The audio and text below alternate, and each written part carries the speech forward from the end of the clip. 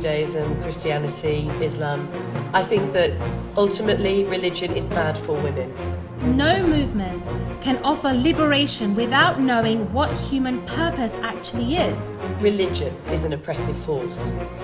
It's man-made, it serves men, and its primary imperative is to control the behaviour and sexuality of women and their children.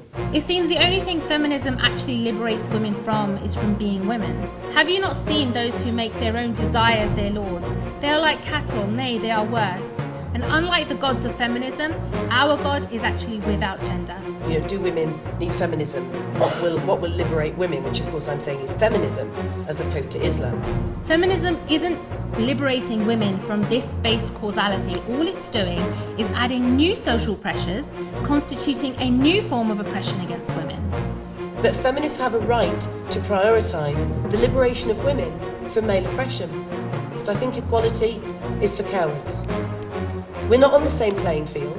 If we had 50% of women in Parliament in the UK, guess who'd shout the loudest and drown that 50% out? We need far more than 50%. Unlike feminism, Islam doesn't stop at justice for just one gender, but rather liberation for all. Now, we may well hear from my colleague when she speaks that feminism is a white Western concept that has no relevance in countries such as Pakistan, Morocco, Saudi Arabia, wherever. And I would absolutely fundamentally disagree with that. Feminism doesn't really have a book or any kind of code that you can measure and say this person is a feminism and this person is not. Anybody can come up with an ideology of their own and say, I'm a feminist, this is what I believe, and that has to be accepted within feminism. That's right, there are millions of types of feminism, but it's mine that's correct. And in this ideological void, feminists ironically adopt imitation, making men and male roles the object of emulation. And feminism can't really liberate people from the injustices caused by capitalism. What does feminism offer economically? What does feminism offer politically? What does feminism offer by way of systems and solutions? This is what I'd like to hear from Julie, rather than just, we need to overthrow patriarchy. But we don't need a 50% quota either way before we deal with the issue. The issue is that both men and women are facing these problems. Why does feminism only focus on the women? This is the point that's being made. That isn't the point. So rather than tell women to cover up in 90-degree heat because men can't keep their pants up, I want to stop men from thinking that women are just shaggable objects. To say that you can somehow abolish attraction or abolish human feelings is inhumane. It's not actually possible. Rather, Islam says, do you know what? This is a reality. And here's one way to deal with it. Cover up to a certain degree, both men and women, and then you cooperate in this. I absolutely think that religion and feminism are incompatible. A lot of the things that are going on in the Muslim world are secular problems. They're not Islamic problems. Those systems are not Islamic systems. They are secular systems, which is why we see the oppression there, which is why we see oppression not just against women, but against men too. Why not just look at a system that has already done this? It's proved and tested, and it has been established in the past, and all it needs in the Muslim world is revival.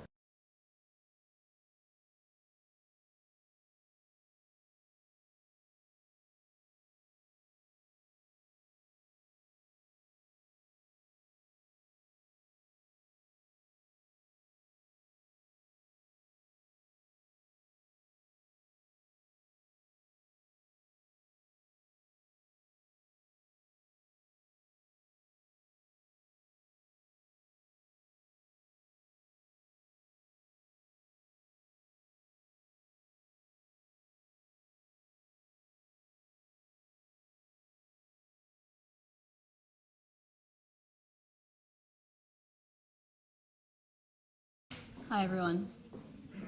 Thank you very much for joining us tonight. Thank you, Abdullah, for the introduction.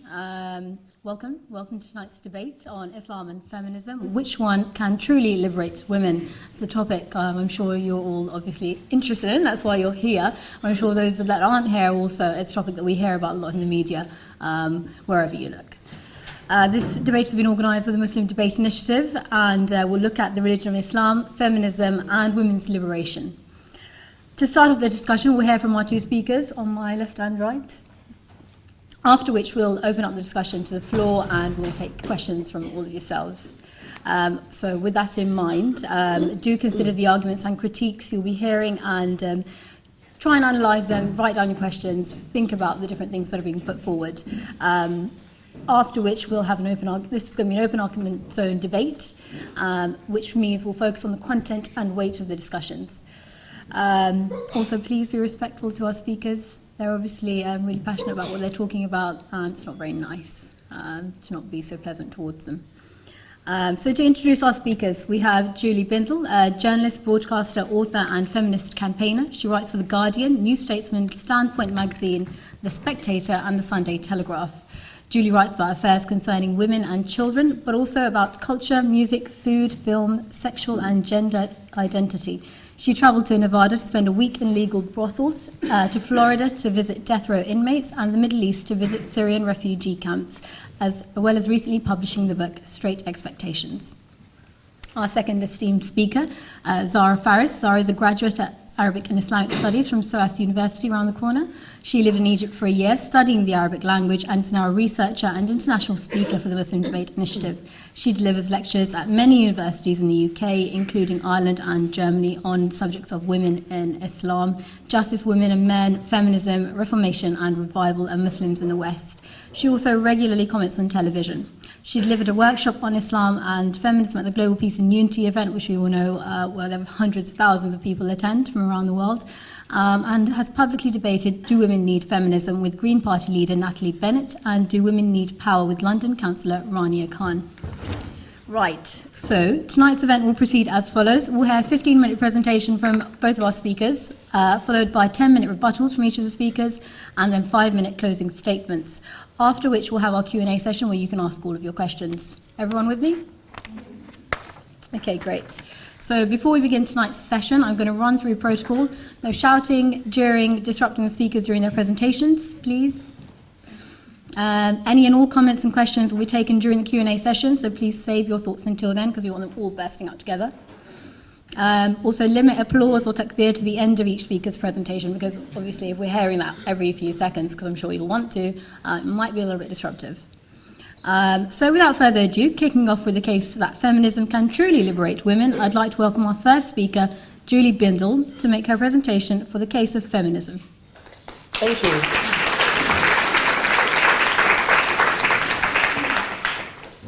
Thank you very much, and I'm really appreciative of the invitation from Zara, who I met when we were both debating a similar topic to this for Voice of Russia radio. And whatever the debate is tonight between us, however heated it might get, whatever the deep divisions might be within our political philosophies and approaches, we were as one when a very misogynistic, reactionary cleric came on the phone saying that women should basically be at home under subjugation. So we were both there flying the flag, I would say, for feminism. And I precede that just so that we know that, well, I consider you my sister, and I'm sure that when there are really serious issues facing us as women, then that we should bond together. However, I'm a rabid secularist, but an equal opportunities one, because I really am as critical of all three major religions and a few of the fringe ones with pretty much equal venom. So Judaism, Christianity, Islam. I think that ultimately religion is bad for women. I think that women cannot flourish living under religious law. It can be the Quran, the Bible, the New Testament, the Old Testament, the Talmud can all be interpreted, reinterpreted, misinterpreted. You can go and do what my brother-in-law does, who's a religious Jew, a Hasid, and go and rabbi shop to find the rabbi that will give the correct ruling when he wants to do something, whether it's drink a particular whiskey at Passover or attend his sister's civil partnership. So I think for women, for me, there can be no question that religion is an oppressive force. it's man-made, it serves men, and its primary imperative is to control the behaviour and sexuality, sexual behaviour and freedom of movement of women and their children. So I'm sure you were about to applaud, but you were told not to do so often. So I'll take that as an absolute agreement, shall I?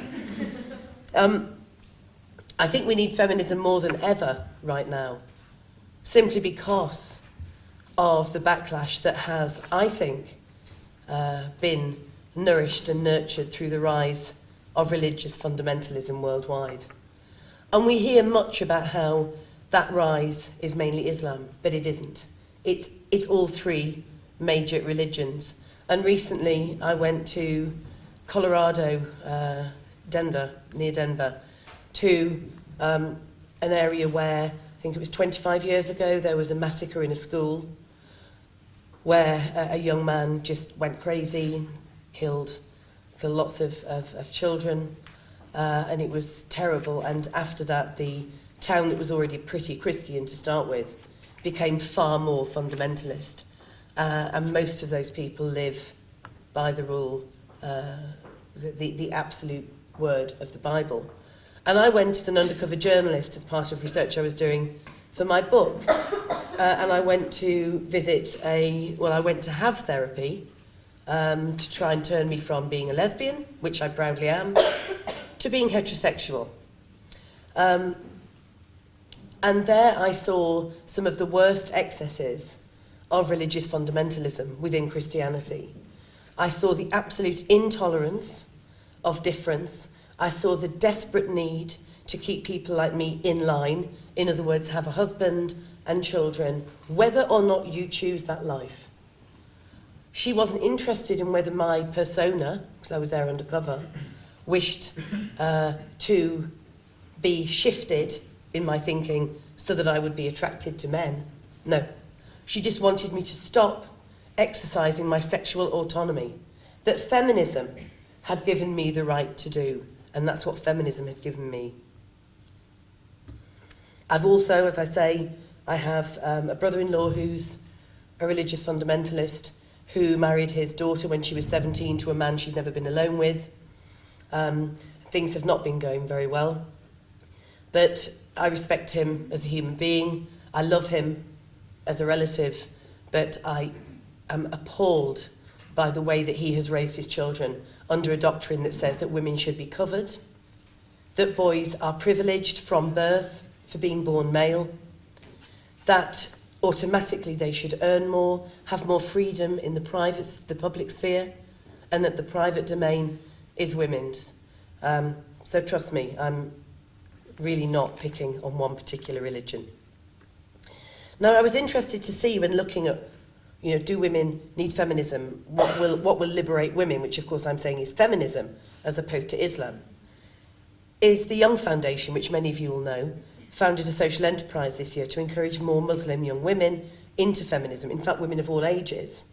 Now, we may well hear from my colleague when she speaks that feminism is a white Western concept that has no relevance in countries such as Pakistan, Morocco, Saudi Arabia, wherever. And I would absolutely fundamentally disagree with that. Because of course we know that there are thriving women's movements in Egypt, in Saudi Arabia, in Pakistan, in many, many countries where women have been thoroughly oppressed, as we have everywhere in the world, in every country, under patriarchy. How many minutes is that before I said patriarchy? Got 10. Okay, that's not bad going. I normally get it in the first 5 seconds. I'm slipping, I've got a cold. So what's really interesting about the Young Foundation is that it had a huge response from many Muslim women who hadn't left their religion behind, who hadn't said, well, we can be one or the other, or feminism says that we can't have our own private belief, which I believe religion is. It's a personal private belief, it shouldn't be attached to the state. They said that they had been precluded from feminism because of religious elders, because of patriarchs, because of men in their families who say feminism is a dirty word They're all man-haters and lesbians. And what they'll do is they'll prevent you from being involved in religion. And they also, many of these young women said, if you look on the website, they said, these debates about feminism and Islam are only ever held in academia. And we don't get the chance to actually be there saying, well, yes, I'm a Muslim, I'm a religious Muslim. But yes, I think feminism is absolutely not just relevant to me, but utterly crucial. And in the past few years, we've seen the rise of a feminism in countries where we are told constantly by religious elders, doesn't exist, shouldn't exist, and in fact thinks that we're just all, bourgeois Western women who are trying to impose something upon them. And we saw with the Arab Spring, we saw in Egypt that women were leading that revolution. And I'm in touch with feminists all over the world, in a number of countries where it's almost criminal to be an out feminist. And what happened after the women led the revolution? Well, it didn't become a revolution. It became a male takeover, where Egyptian Muslim woman after Egyptian Muslim woman started to write about, blog about, speak about how she had been sexually assaulted and harassed by male comrades during this quest for revolution, for equality, and where they have now been utterly sidelined because, of course, it was a threat to men on the left. On the left. This is why we need feminism. With social media, obviously, more women who are trapped within the confines of extreme patriarchy can now become feminists, even if it's online to begin with.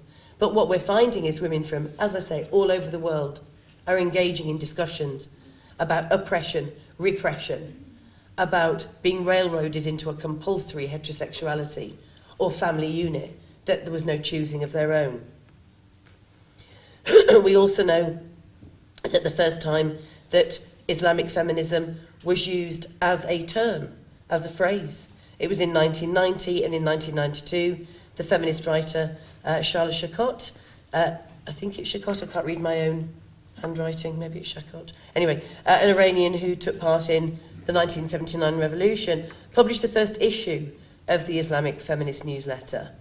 But it was banned. It was banned by the state.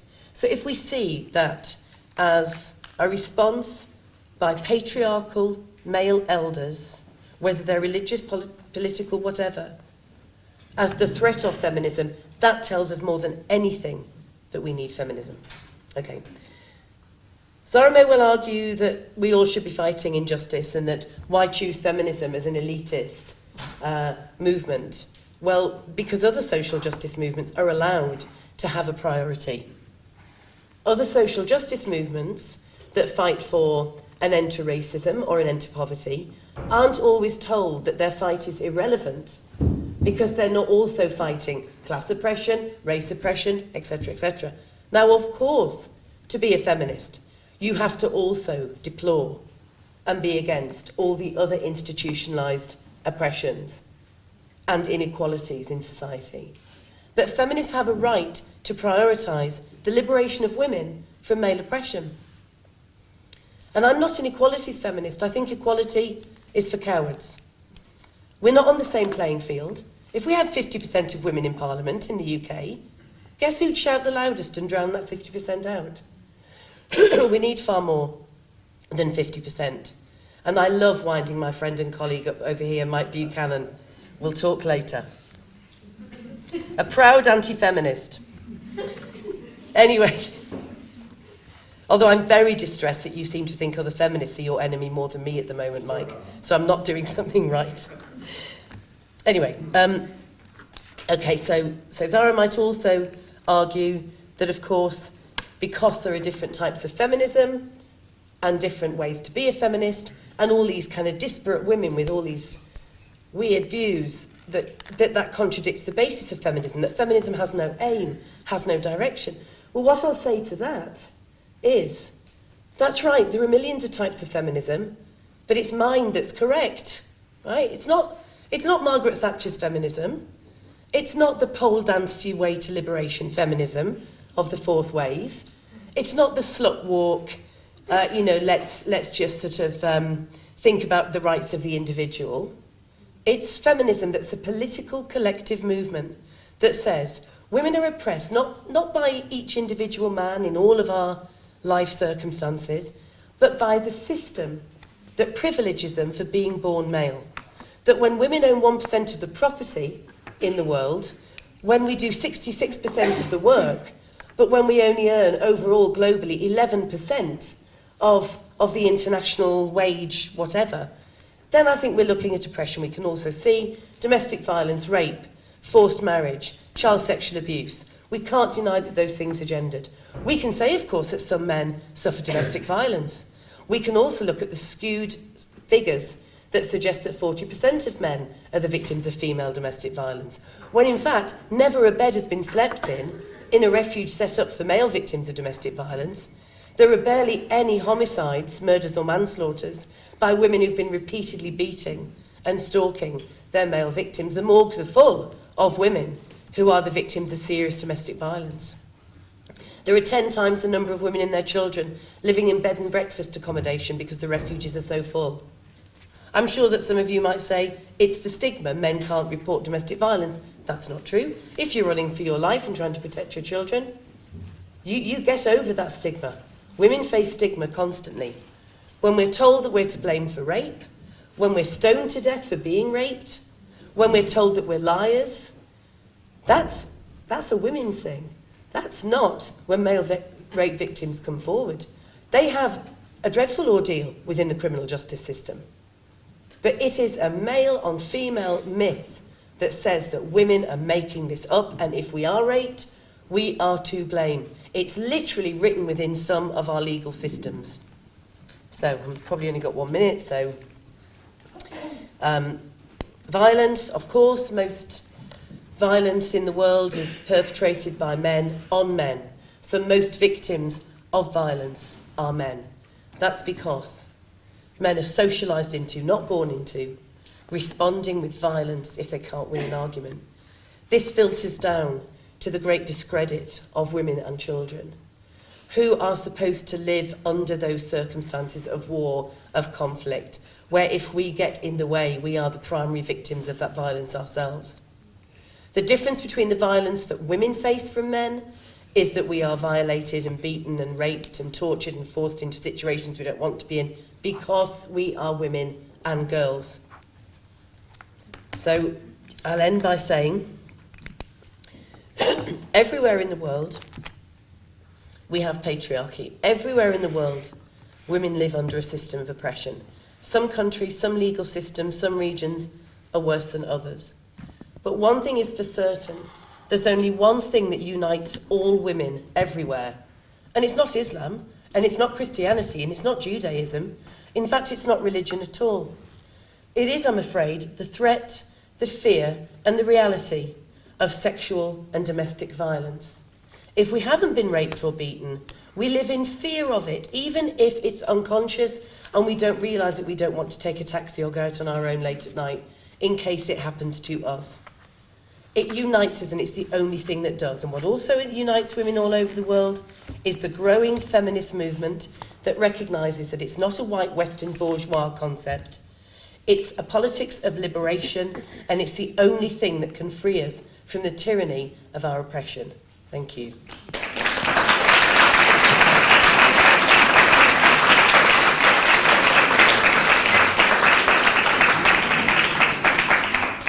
Thank you very much, Julie. Okay, before we continue any further applause or any other commentary, I'm going to take this to our second speaker, Zara Faris, arguing the case that Islam can truly liberate women. Zara.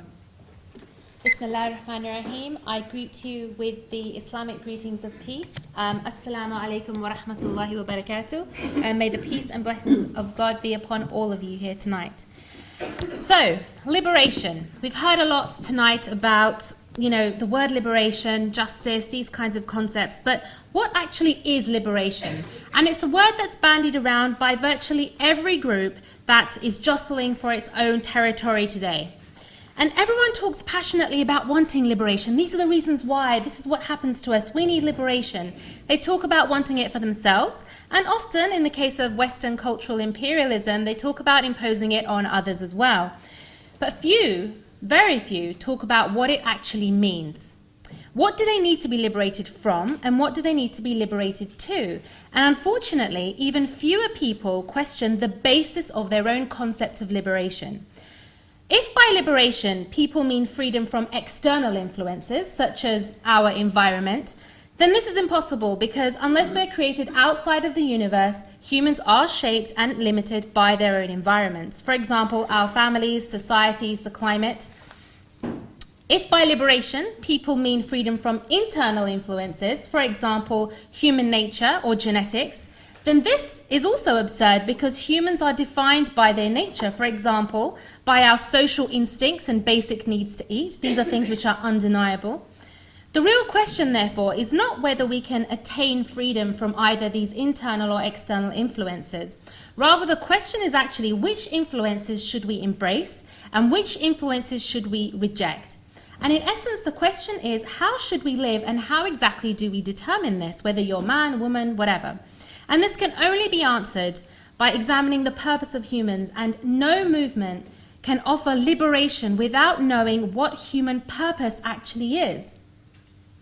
Now, currently, Western culture and civilization is very much based on the dogma of individualism, of which feminism, by and large, is simply another subset. And individualism makes the assumption that humans are merely individuals, just individuals with no purpose except to exist as individuals.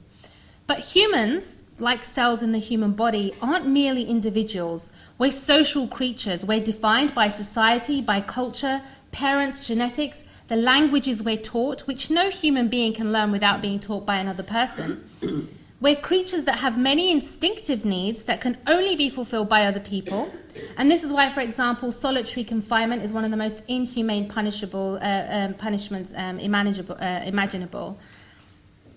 Humans were created in the universe, along with their nature and their genetics. Humans didn't create the universe or their own nature or genetics. Humans are naturally, mostly passive recipients of all of these realities, and there's no escape from that.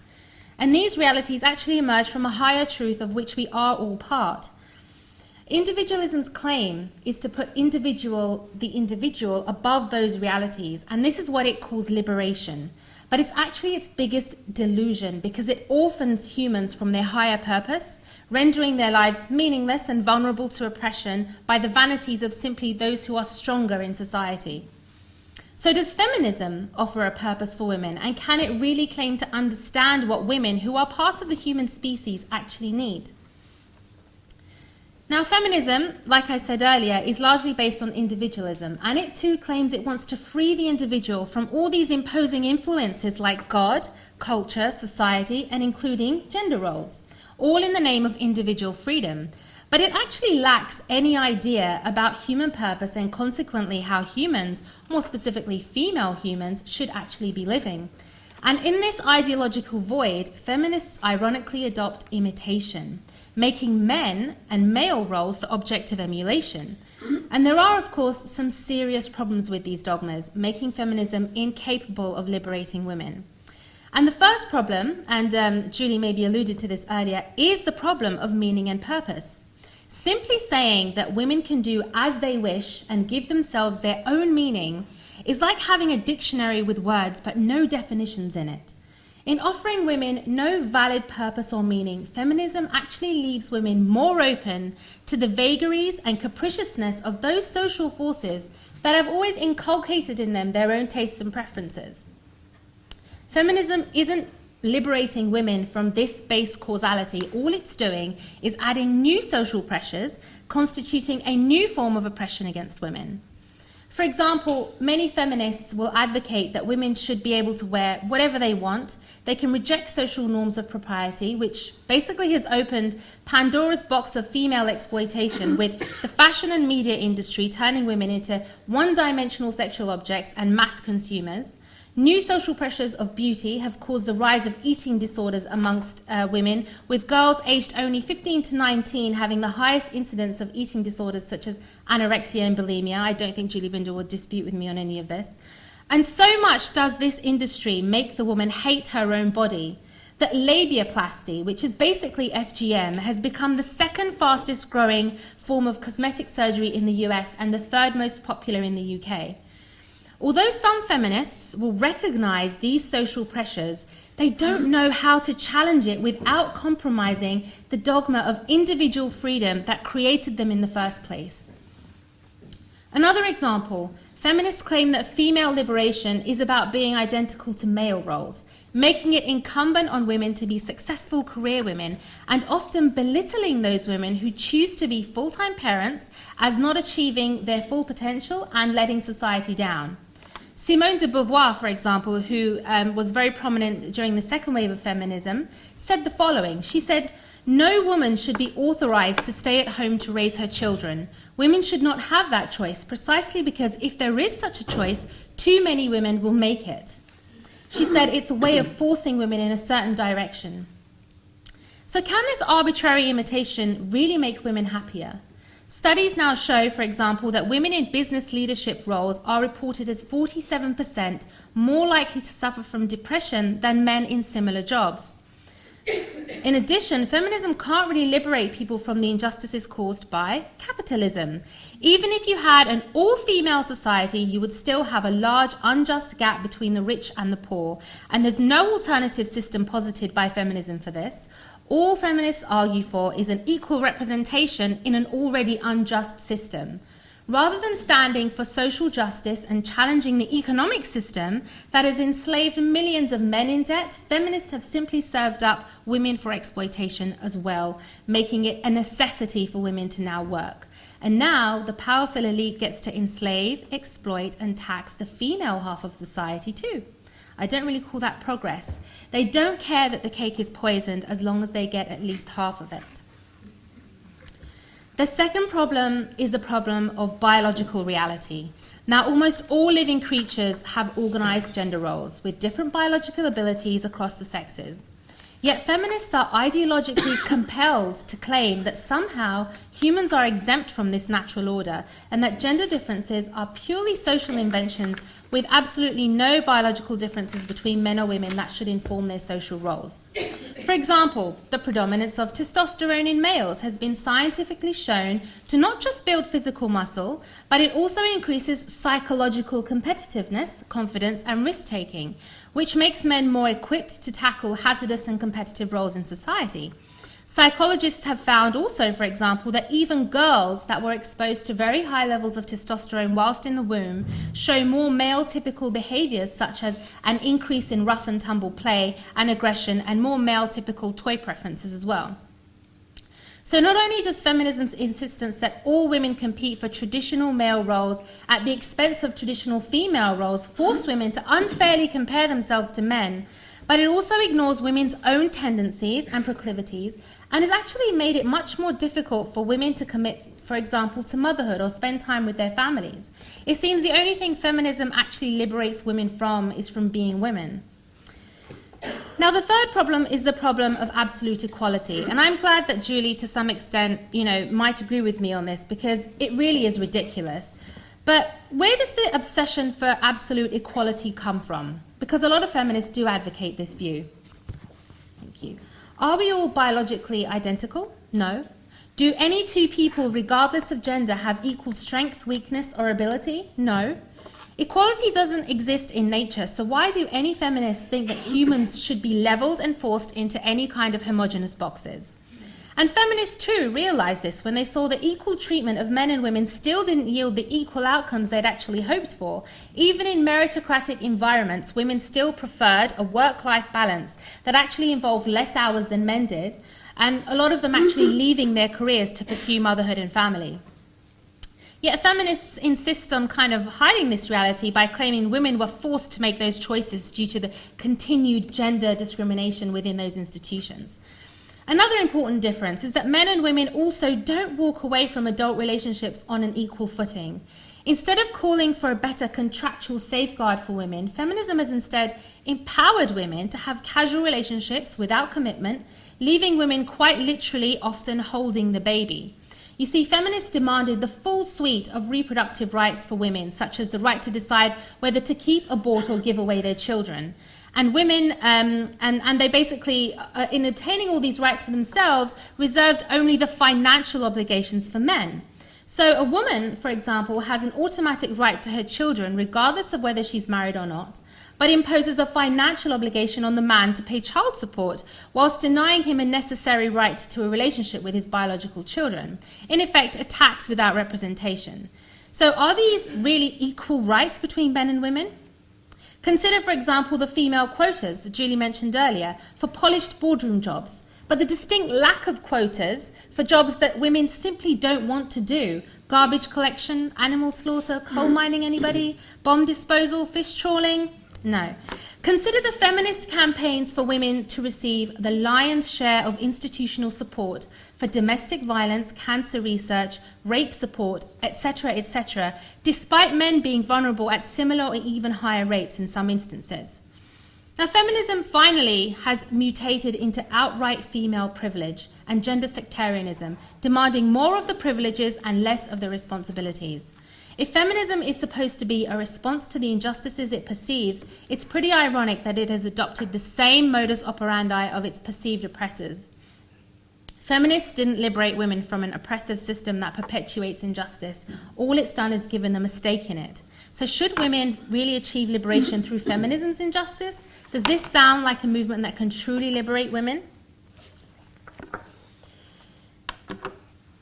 Now, to turn to the answer, what about Islam? Does Islam liberate us? Now, Julie mentioned some things earlier which were to do with Christianity and Judaism, but we're here talking about Islam, so maybe we could have those on a different discussion. But I understand the point that she was raising was that she wasn't particularly targeting Islam alone. Unfortunately, a lot of the anecdotes or kind of hearsay things that Julie brought up, no doubt there are evidences of these horrific things taking place, but they're all taking place by and large, if not completely, in post-colonial countries that are now where the Muslims live, that are essentially secular countries. They're not actually Islamic countries. And, for example, one of the issues that Julie Bindel raised was, sexual harassment that took place during the protests in the Arab Spring and things. And it's quite interesting because a lot of those incidences actually took place in the pro-secular protests. There weren't actually any reported incidences of sexual harassment from the Islamic or Rabi al-Adawiyya protests. So there's essentially a problem here, which is, a lot of the things that are going on in the Muslim world are secular problems. They're not Islamic problems. Those systems are not Islamic systems. They are secular systems, which is why we see the oppression there, which is why we see oppression not just against women, but against men too. And just as an example, we heard, some of the things that Julie Bindel raised. Just in a country, for example, Saudi Arabia, it's not actually, we don't consider it to be an Islamic state or an Islamic country. It's a monarchy. Again, it has, a different constitution to what Islam recognizes as being Islamic.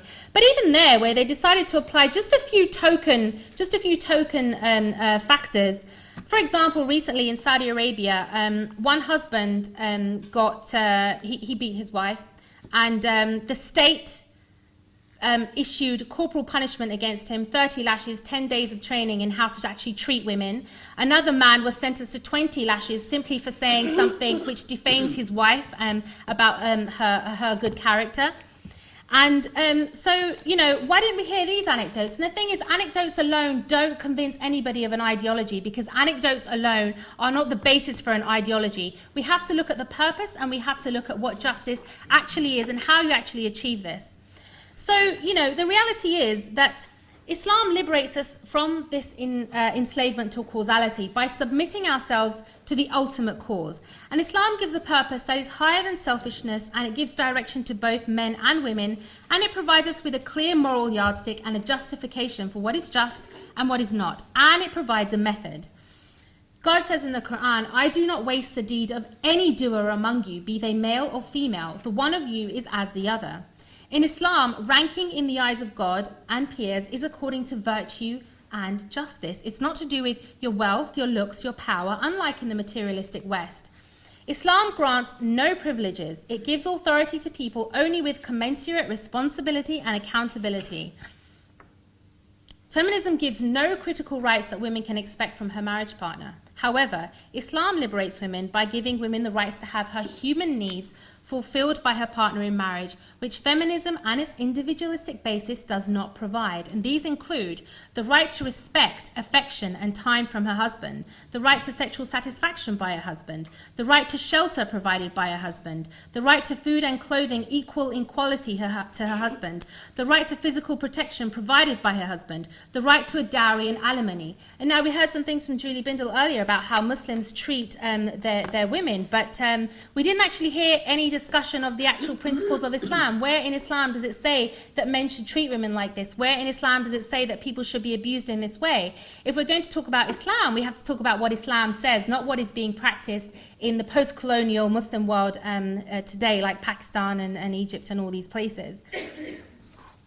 And unlike feminism, Islam doesn't stop at justice for just one gender, but rather liberation for all. Islam posits an alternative to the exploitative unjust system of capitalism, which, like feminism, does emanate from individualism.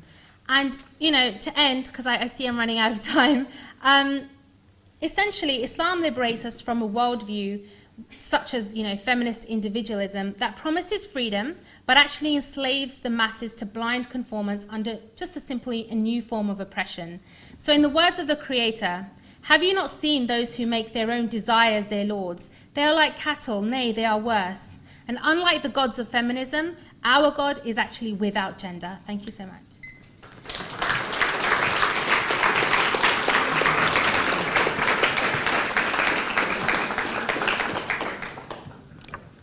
So, whilst you all and I process what both of our speakers have said, we're going to take on Julie's rebuttal to that. She's going to have 10 minutes.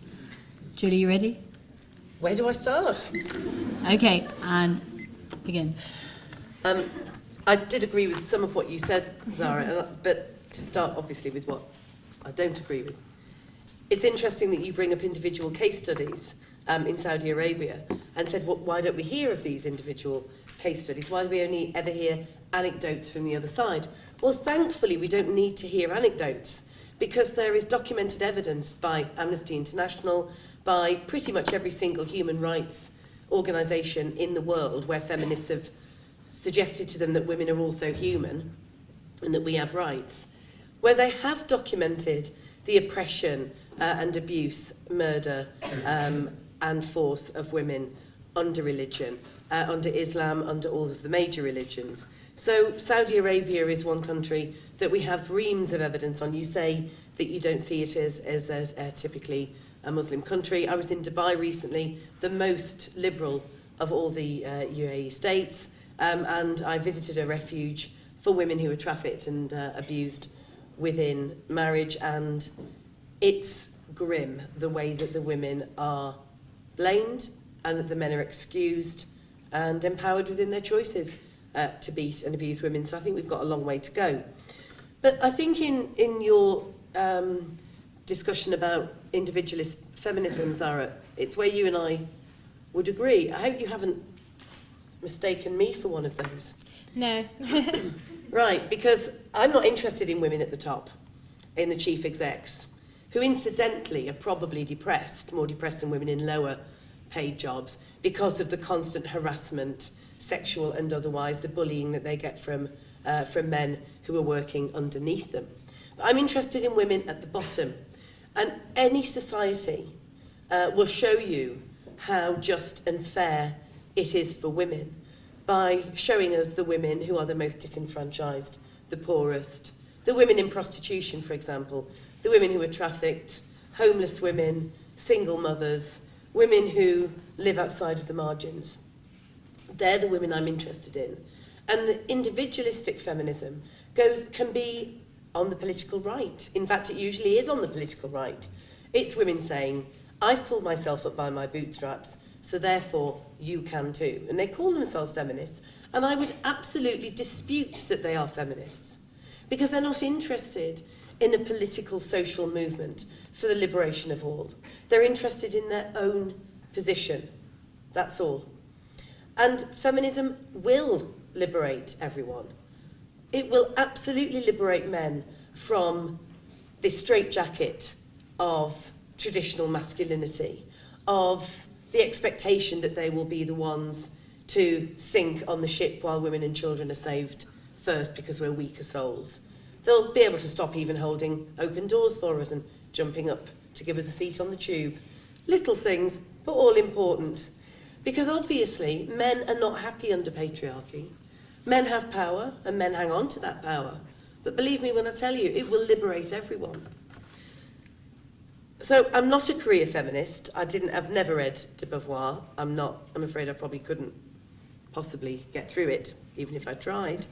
But I think that the notion of women being offered, or it made more palatable for women to be in traditional heterosexual family units raising children and being homemakers, that will just encourage more. Well, I heard some gasps about that, because obviously it sounds as though what she was saying, what other feminists might also be saying, is that that isn't a choice that women should make. Not at all. What feminists are saying is that women shouldn't be railroaded, bullied, blackmailed, or forced into marriage, childbirth, etc. Not all women want children. Some couples actually choose a different way of raising children. I mean, a revolutionary idea is that men also do the childcare. So biology is not destiny. Yes, there are biological differences. Yes, they matter. But we are not mammals in, well, we are, obviously, but we're not, well, question everything. We're not animals who can't change, who aren't involved in the evolution of our species. We are. So we should absolutely get rid of biology as destiny and move forward in a way that shows that equality belongs to everyone. Now, when I speak about equality, and Zara said, this isn't something that's doable, it's the equal but different argument. Well, yes, of course we can't be absolutely the same as men in ways of, I don't know, some hormonal, some biological differences. Who cares? That shouldn't matter. I'm talking about having the same human rights. I'm not actually talking about wanting the same amount of testosterone as a man, although some would say that I have. I mean, I did shave before I came here, but just out of politeness. It's having the same human rights. Now, I'm from a working class northeastern background. My father worked in a steel mill. I don't want to work in a steel mill. I actually want to overthrow patriarchy, not join it. I don't want to go out vomiting on my mates in the pub and beat up my mates at the end of the night and then talk about how I want to shag a few girls when I get home. I want that behaviour to be challenged and questioned. So I want to get rid of patriarchy. I'm a gender abolitionist. I don't think that we should be viewed by our gender. I think we should be viewed by the fact that we're human beings. And stop the equal but different nonsense. Stop that. Because we need to recognise all over the world, women are miserable. Women are miserable, women are trapped, there are individual women who are doing great, and that's fine for them. But until we liberate all women, and I'm talking about those at the bottom, or those living under the worst legal and social tyranny, then, of course, feminism hasn't done its job. And that's where Zara and I part company.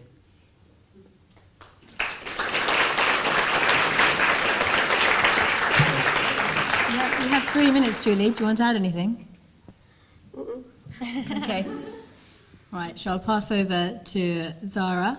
Do you want to start your rebuttal? Sure.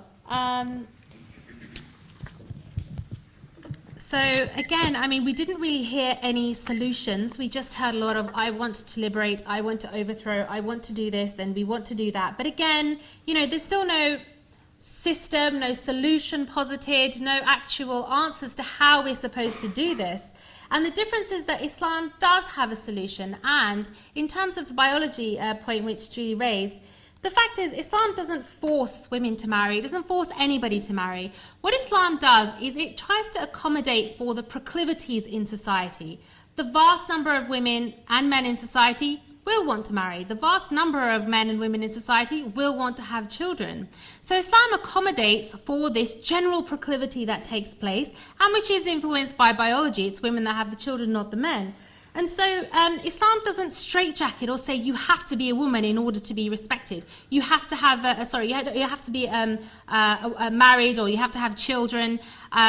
Aisha, radiallahu anha, who was one of the wives of the Prophet, she didn't have any children. She's one of the most revered individuals in our Islamic history. And we have lots of examples of people, women who are valued for things that are other than just their role as in the family. However, Islam doesn't say that if you're just a wife or if you're just a homemaker, you are somehow inferior to anybody else. Rather, it supports those women who want to take on that role, and it values them, and it supports them by making the system accommodate for them by having rights and responsibilities between men and women, so that women aren't left to kind of fend for themselves. Women can't engage in just casual relationships and then have the guy walk away with no responsibilities towards him at all, like we have in this very kind of sexually liberated feminist world that we have here today. Islam says no, women cannot be exploited by people, neither can men. This is why Islam takes action by actually prohibiting things. It prohibits relations outside of marriage, prohibits alcohol, so you wouldn't have the problem of throwing up at the end of the night and all that kind of stuff.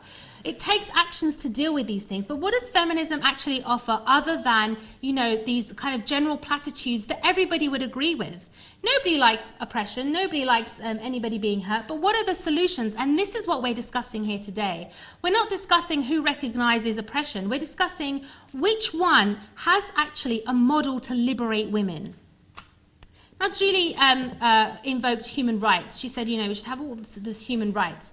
But again, human rights is not a basis for establishing who should have what right. If you were on a desert island, would the island respect your human right to life, or your human right to shelter, or anything like your right to speak? If we have human rights for all people, if it's just about being human, then why are those human rights revoked, for example, if you commit a crime? Suddenly your right to free movement is taken away. Therefore, these rights don't connect with simply being human. The reality is that rights actually come out of what people deserve. It comes out of what people need and what they deserve. There's no intrinsic right for anybody. And in order to understand what people deserve and what people need, you need a model, and you need a purpose, and you need actually some solutions to these issues. Islam, I mentioned earlier, posits something in regards to, the economic problem. It posits a system, an economic system. But I want to bring, some more solutions, some more ideas about things that Islam poses that actually liberates people. So, for example, in terms of the economy, we find, in this capitalist system, it's basically the concept of infinite wants and limited resources. And this is why you end up with these huge gaps between the rich and the poor, why you have, maybe some people say that the vast majority of people experiencing poverty are women. Islam doesn't take that approach. Islam has a system of incentive and distribution. Just an example, the Quran stipulates a tax on the rich, which is called the zakat. And that must go towards 8 categories of people. Those living in absolute poverty, those who cannot meet their basic needs, the zakat collectors themselves, like the people who actually collect this money, people who are not Muslim to aid their relationship with the Muslim, and it goes to people to free them from either slavery or bondage. It goes to people who have incurred overwhelming debts while attempting to satisfy just their basic needs. It goes to those working in a good cause, and it goes to those who are simply travelling. And this is a simple system that make sure that people are not left to fend for themselves in the way that we see in the West. What does feminism offer economically? What does feminism offer politically? What does feminism offer by way of systems and solutions? This is what I'd like to hear from Julie, rather than just, we need to overthrow patriarchy, we need to do this, because not many people disagree with these things.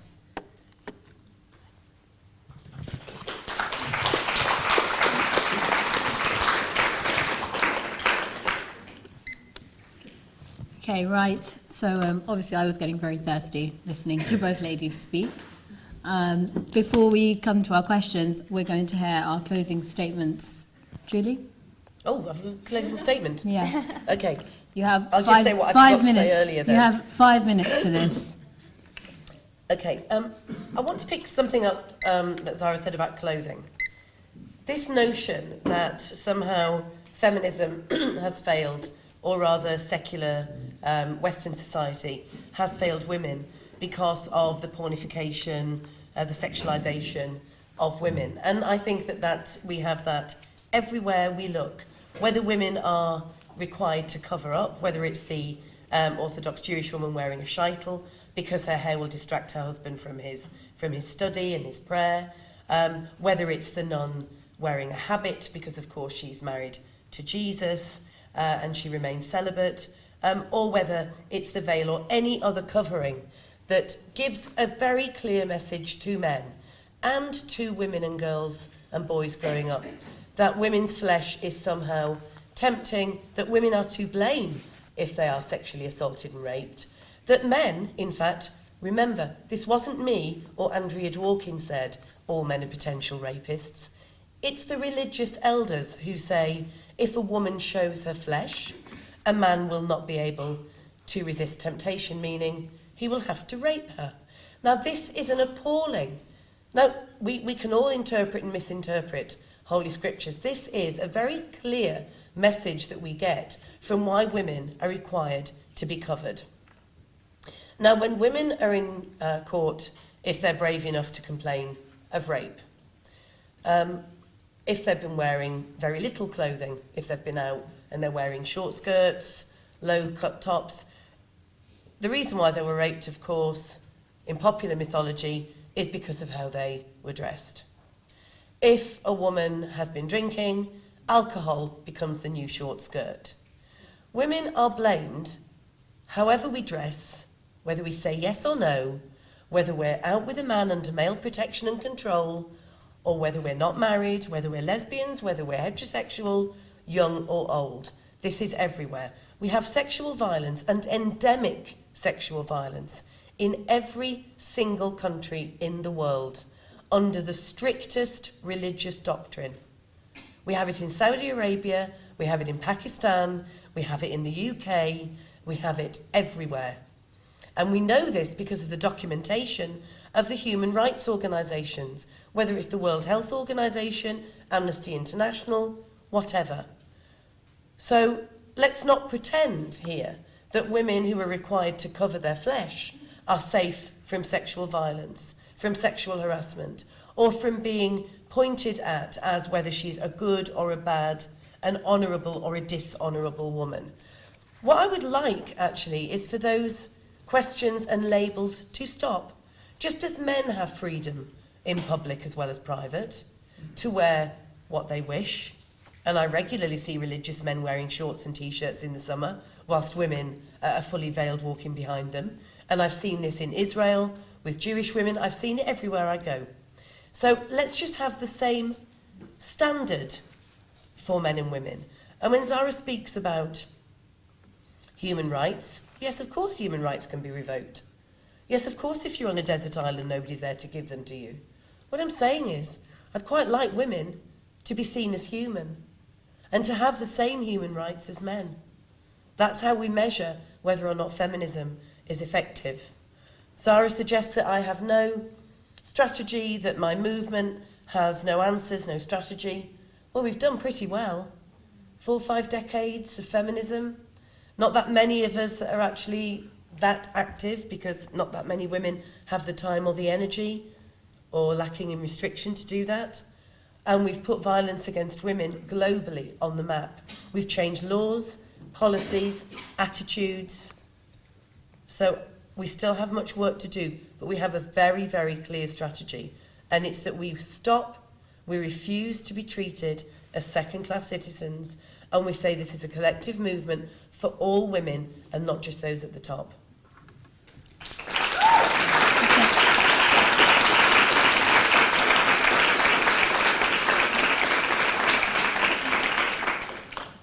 Okay, that little clap was allowed, I guess. Last 5 minutes for Zara, and then we're going to come to the Q&A. This is really heavy.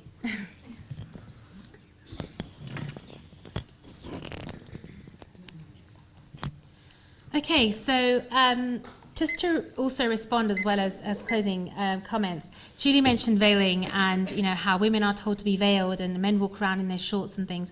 Actually, in Islam, both men and women have instructions for how much they have to cover their body. For women, it's, you know, everything but the face and hands. Men have to cover from the navel to the knee, which is why you might see them wearing shorts.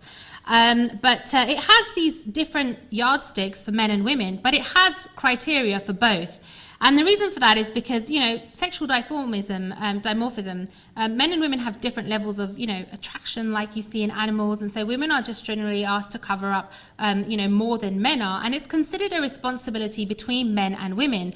And the reason is not to prevent you from rape. It's actually, you know, to ensure that you minimize the level of sexual tension in society. And it's to ensure that women can go out to work, they can go out and be involved in politics, and they can go out and be involved in education without all of these problems that we see in the West where people are told to wear whatever they want. Now, in the Muslim world, again, you know, we saw the example Julie Bindel raised again. It's not an Islamic system. It's a they're secular systems, they're, you know, constitutional monarchies, they're not Islamic systems, and they don't actually apply the Islamic system holistically, which is why we see some of the problems there today. We also heard about, endemic sexual violence, as if Islam promotes or mandates this or allows this. Islam has such harsh punishments for rape and sexual violence. For example, even one woman, went to the Prophet, peace be upon him, and said, I've been raped. And immediately, they didn't need, you know, sometimes people say, oh, you need 4 witnesses. No, it was none of that. Her witness testimony alone was enough. The perpetrator was brought to justice immediately. Islam does not take kindly to these kinds of offences and these kinds of transgressions, which is why it has very strict punishments. But if we want to talk about rape, for example, what about in, you know, the Western system at the moment? It's funny because, rape doesn't just happen to women, it happens to men too. But under the legal definition in the West, actually, you know, it's not technically possible for a woman to rape a man, despite the fact that it happens. All that happens is she gets done for sexual assault, which is a much lesser offence than rape. The only time she can be convicted is if she assists someone else. And when we're talking about violence, it's funny because as if men are the only ones who are violent. When in fact, we've found actually, I think between, in the space of 5 years, I've got it here somewhere, violence from women quadrupled. Not only that, but in domestic violence, a lot of us are familiar with the statistics that, you know, domestic violence, male victims almost are just as likely to be victims as female victims. However, it's not a gender issue, because actually one of the highest levels of domestic abuse is not between heterosexual couples, it's between homosexual couples. And the highest is between lesbian couples. So is this a gender issue? Where does this come from? Where's this research? I've got it right here. So, you know, it's not a gender issue, and this is the problem with looking at things only from a gender perspective. We don't look at the facts, we look at only the statistics we want to look at. And when I mentioned anecdotes earlier, I wasn't mentioning it to say these things don't happen. I was saying that anecdotes alone do not justify an ideology. Anecdotes alone do not provide a system of response. I'm just going to find those statistics for you just so that you have them. Just over a minute. Okay. So to end, I mean, there's still, you know, Julie Bindel, sorry, I keep calling you by your full name. Julie said that, you know, feminism has achieved a lot. It's achieved a lot. Really? Why are we still in the position here that we are today? With women being sexually exploited to the nines, with women being abused in their homes and on the streets, with women still being, you know, not having the same access to, these are feminists' complaints. women still being, sexually harassed in the workplace and discriminated. Are these feminist achievements? Islam, over 1400 years ago, already provided all of these rights, already provided women to be politically involved. It mandated that women be politically involved, and many of them were. It mandated that they be economically involved. Women formed their own contracts. They didn't have to have a man form it on their behalf. So why is feminism now coming along and saying, we've done so well, we just need to keep going, we don't quite know what we're doing or where we're going, but we'll get there? Why not just look at a system that has already done this? It's proved and tested, and it has been established in the past, and all it needs in the Muslim world is revival. Thank you so much. I'll give you those statistics now. Can I just check? Do I need to speak into the mic, or can I leave them both? Okay, great. Can you all hear me? Yeah. Okay, well, thank you very much to both of our speakers. We're now going to the bottle as well. Okay, there we go. Is that okay? Can you all hear me? Yep. We're now going to go to our Q&A. I'm sure lots of you have questions. Who wants to ask a question? Okay, we've got a few different ones. Can I go to the lady just behind the gentleman there, if you want to just say your name and then your question. Hi, I'm Malak. I'm Egyptian. I'm really bad at public speaking, but I'll try. First of all, I want to talk to Zara. I want to say that I think your attack of feminism really undermined your entire argument. I just want to start by saying your tone was quite aggressive. And it shouldn't be Islam versus feminism, but where they overlap, and that will form a better solution. Now, the second thing I want to say is, humans have been around for 200,000 years, and in my hometown, the pharaohs had women in power, women that had equal rights, and then Islam and the three religions came around, oppressed them all, and we need to discuss the big issues here. What about female sexuality? Sexuality is a thing. We can't ignore that it's a thing. How about the oppression of female sexuality in the Muslim world? We can say that Muslim text, or the Quran, the text has a certain thing, and now people act differently because time has passed, but it's all related. What about the men in Muslim societies that can marry 4 women, men can't, and women can't? What about inheritance? A few different questions there. Yeah. But what about the prevalent sexism in Islam that isn't discussed, that is very obvious, and that oppresses women? And I'm a Muslim, well, I was born Muslim, but obviously I'm not the happiest Muslim in the world. But what about all the things that weren't discussed at all, but we were talking about tax and Saudi Arabian lashes, but obviously Saudi Arabia is a lot in the wrong for everything. Okay. Most things they do. Okay, I think I've got the gist of what you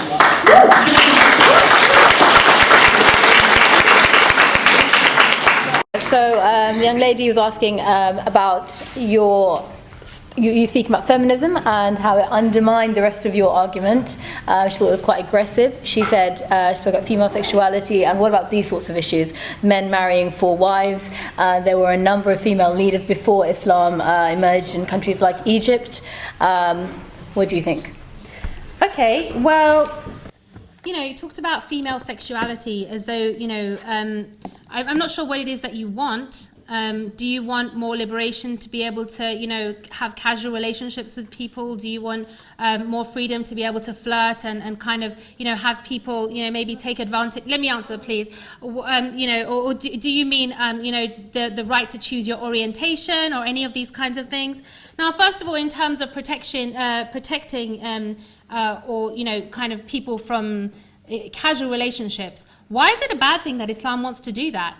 Why is it a bad thing that Islam says that, casual relationships, which essentially end up leaving the women in the vulnerable position, Islam wants to protect women from that? Why is that a bad thing? If you don't want to get married, you don't have to get married. But if women do, if they want to be with a guy, or they want to actually settle down or be with, have that relationship, why is it wrong that there are contractual obligations that have to be met and satisfied in order for that to take place? I don't understand why it's so One of the things that she also said was why is it Islam versus feminism? I'll get to that as well. And then if it's about men can marry 4 wives. Well, a part of sexual liberation is that men can marry men and women can marry women as long as it's consensual. Why do you have a problem with that? If it's grown adults consenting to having that relationship, then it's no different from you asking for other kinds of the liberation of the female sexuality. And in terms of the dichotomy between, you know, Islam or feminism, they're not compatible, because Islam is about submission to the Creator rather than the self. Feminism, on the other hand, is about, you know, the self taking priority above everything else. And it's about liberating women from submission to anything other than the self, whether that be God, society, culture.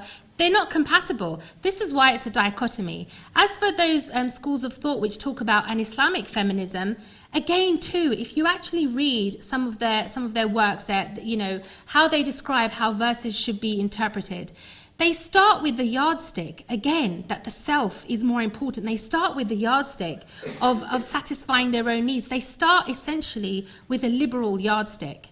And, you know, if my tone has been very strong, it's because I feel very strongly about this. And I haven't, you know, when I'm talking strongly, I'm talking about the ideology, just to be clear, not about any specific people, because this is what we're here discussing. So, you know, in terms of female sexuality, men can marry for. I mean, there's a contradiction in your own questions there. Why more permissive for some and less permissive for others? Okay, Julie, did you want to, the question was directed at Zara. Was there anything you wanted to say on that note? Just very briefly to make the distinction between polygamous marriage and lesbian or gay marriage. It's only the man that can actually take 4 wives and be actively polygamous, whereas with lesbian and gay marriage, it's called equal marriage. There's a reason. There's a reason for this. This is There is a reason for this, and the reason is that the man is obligated to provide financially and protection and all of that. If you had more than one, you know, who would be doing that? It causes all kinds of confusions. There's many reasons for why men are allowed to take up to, and if everybody consents and women are not. So it's not just, you know, an arbitrary thing, that it's not a sexist thing. Our God is not male, you know. Women have, some would even argue that Islam privileges women over men if you actually study it. I think after I did a debate last year, I had an invitation from someone who's actually a men's rights activist, and he wanted to debate me on whether Islam oppresses men. So when you actually start to look at Islam, you find that a lot of circumstances, women are far more privileged than men are. But you have to actually look past the media. You have to look past the rhetoric of those who don't advocate Islam, because they're not the great character reference that you know. Okay, right. We've got lots of hands around the room. I'm going to take a few more questions. I want to come to you, I really do, but because I went to that side first, let's take one from this side and then we'll come back.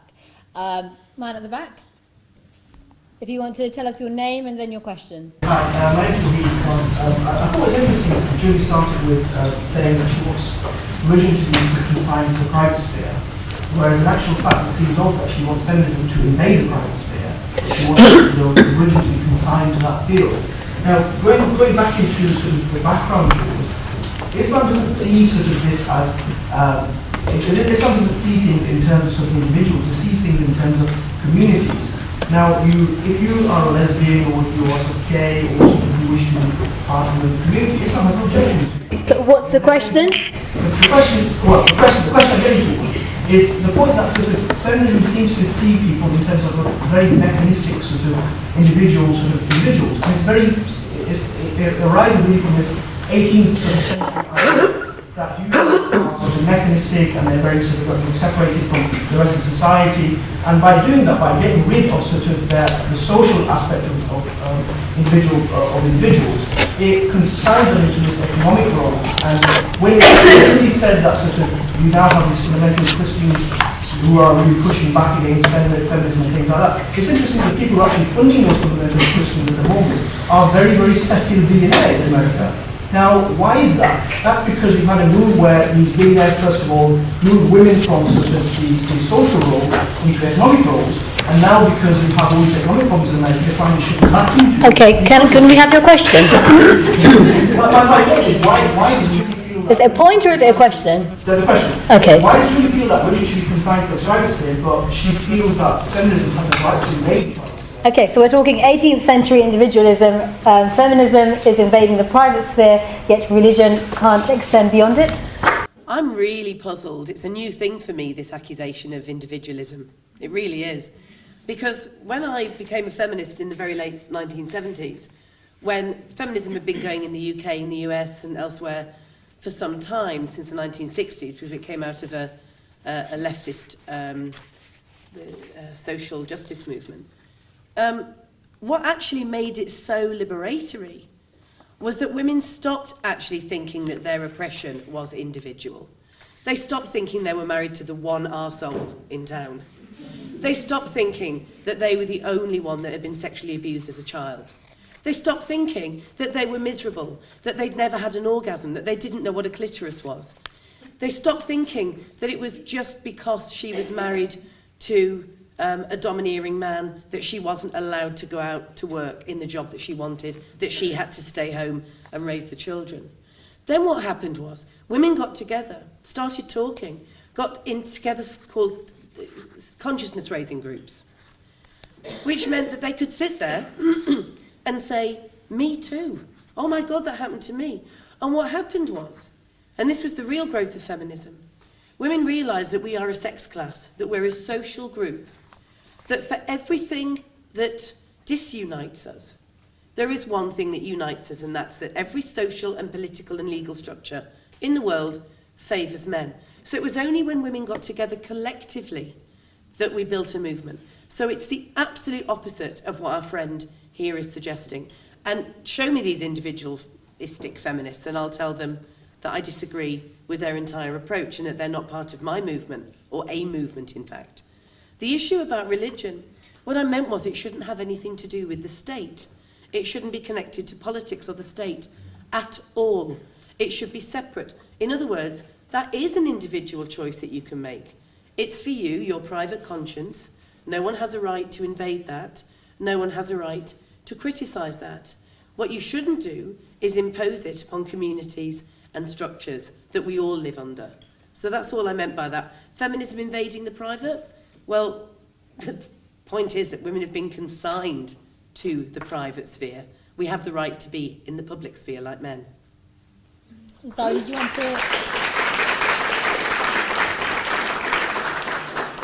want to say anything on that before we get our next question? It was directed at Julie. Sure. Well, I think there's been a conflation here between individualism and consciousness raising. I mean, just because you agree with other people, it doesn't mean that you're still not, being individualistic. All you've done is you found other people that agree with you. And essentially, I think, this comes back to what Zara. Yeah, but this disclosure, is not, but still, not agreement. But this is still comes back to what I mentioned earlier. Now, different feminists may not say, they may say, oh, we're not individualistic, we're all about collective change, we're about changing the institutions, and this means we're not individualistic. But essentially, they've still made themselves the arbiter of what is right and wrong. They've still made themselves the arbiter of what is just and what is not and how things should be achieved. And that is individualism. Individualism is when you've put your own opinions above any other kind of moral framework or justification. That is individualism. And the fact that there are many people who just happen to agree doesn't make it not individualistic. It's still individualism. And you wanted the stats on, the highest rates of domestic violence on being Stats, amongst... you want to share? Yeah, it's from the National Violence Against Women survey by the National Institute of Justice and the Centres for Disease Control. Okay. Let's get back to our questions. Gentlemen, would you like to ask us to tell us your name and then your question? Yes, thank you. Do you want to stand up so everybody can see you? Mike Buchanan of the political party Justice for Men and Boys, and the women who love them. People always seem to miss out the subtitle for some reason. Julie, you said, you claimed that we can't say domestic violence isn't gender. We absolutely can say that. Professor Martin Fiebert of Long Beach University in California has published a bibliography of over 330 studies and reports, and his conclusion is that women are at least as physically violent, as physically aggressive towards opposite-sex partners as men. The PASC review reported exactly the same thing. Now, one of our Line Feminist of the Month awards has gone to a Women's Aid spokeswoman who made exactly the sort of claims you made earlier. Both Caroline Criado Perez and Laura Bates have won Line Feminist of the Month awards twice. Why haven't I yet, Mike? I'm really upset about this. I think you will after tonight. And Kat Banyard won. Why do feminists never retract statements which have been shown to be demonstrably false? Their inventions of statistics and lack of engagement with real evidence databases has been scandalous for at least 40 years. Thank you, Mike. Mike is asking, why do feminists never retract statements when they are then found to be false? Well, obviously, I can't answer that question because I don't know which feminists have lied about what and which proof you have that they're lying, so I can't talk about why they should retract or not. I know the research you're talking about. I've seen that literature review. It's highly valued. I mean, you could have a look at it if you took the reference from Mike and make up your own mind against the weight of knowledge that has come from experts, medical professions, survivors of domestic violence, from nurses, from morgue attendants, from funeral directors, from national statistics, I can never say that, stats, everywhere in the world that you go where there is this research that's been collated. I refer you to the World Health Organization that shows the level of domestic homicide around the world. Just look, you don't have to go so far as to find, for example, in Nevada or some Russian states where it's through the roof so high. Just look at England and Wales, 2 women a week die as a result of men's domestic violence towards them. Mike is saying the morgues are not full of male victims of domestic violence, and nor do any homicide statistics anywhere in the world bear out that men are the recipients of anywhere near the same level in terms of numbers, prevalence, or severity as women and their children. That's not to say that it doesn't happen. Of course it happens. And when it happens, women should be called to task, men should be supported, and the courts should treat it in exactly the same way. But it's about male power and privilege. Mike, does that answer your question? Because you said the research you were quoting... That was just a series of lies. Okay, let's hear what Mike is saying. The evidence on our website shows that men suffer from domestic violence at the same rates in terms of both severity and frequency. And this two women a week are killed by partners or ex-partners is actually one of the claims that Laura Bates made, which won her first Lying Feminist of the Month award. You made your own award ceremony. I'm going to make my award. Okay. The number of... Okay. Sorry, 2012 at 76, it's not 2 a week, okay? Okay. By 25%. Okay, right, so we've got... It's being dealt with. Okay, I think we can move on to our next question. I'm not going to address this at all. I just want to tell you, I just want to alert you to a website. Right, can we all move on to the next question? I just want to alert you, just a website, Counting Dead Women by Karen Ingala-Smith. She has the names, the cases, the dates, the perpetrators, the methods by which they died. We have a site there. Can I just whichever say, one you want to have a look at. Just I'm one going to thing. move on to back to the audience. This is not a numbers competition. Exactly. Like, we don't need a we don't need a 50% quota either way before we deal with the issue. The issue is that both men and women are facing these problems. Why does feminism only focus on the women? This is the point that's being made. Okay. That isn't the point. Okay. Questions. Can I come to the front here? If you tell us your name and then your question. Can we have silence, please? Yeah, my name's Nafisa. I was just wondering, you've touched on sexual freedom a few times, what that actually means, because I studied feminism years ago. Yeah, I know I look young. But basically, I studied a bit of Angela Carter, a bit of Jeanette Winterson, and I noticed in Angela Carter there's like instances of incest, and she portrayed it in like kind of something to be sympathised with. Jeanette Winterson, a bit of bestiality thrown in there, and that was done in kind of quite a bland, uncritical way. And I spoke to somebody who was an advocate of feminism, and he was saying that, well, if people are consenting, that should be okay, even though it made them feel uncomfortable. Now I'm wondering what your stance is. Are there any boundaries, or is it purely for the individual to choose what they see fit? Julie, what does sexual freedom mean? Well, it's not a term I would use. I use the right to sexual autonomy and the right for women to control our own sexuality. So often the libertarians that you're talking about use the language of feminism, which is very clever. So they will say, for example, feminism should be really celebrating the fact that I have chosen to be a sex worker. Now, that silences people pretty immediately, because they think, oh yes, of course, we're not going to tell women, what we know from the majority and laws, obviously, and policies based on majority, not minority experience, that the sex industry is heaving with crime, with abuse, with pimping, with endemic exploitation that harms societies, harms individual women, because they use that language of, I have the right to choose.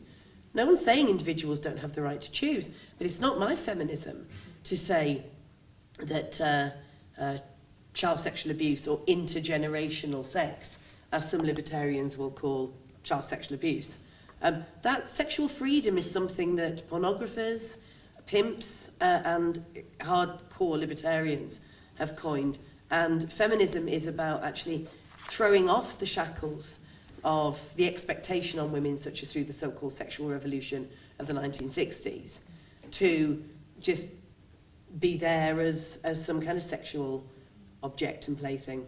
So I think women should not have their right to sexual pleasure, such as with FGM or forced marriage, or stigma that we all face, that is often placed, well, always placed on girls from birth. Okay, thank you, Julie. I'm going to go back onto the floor.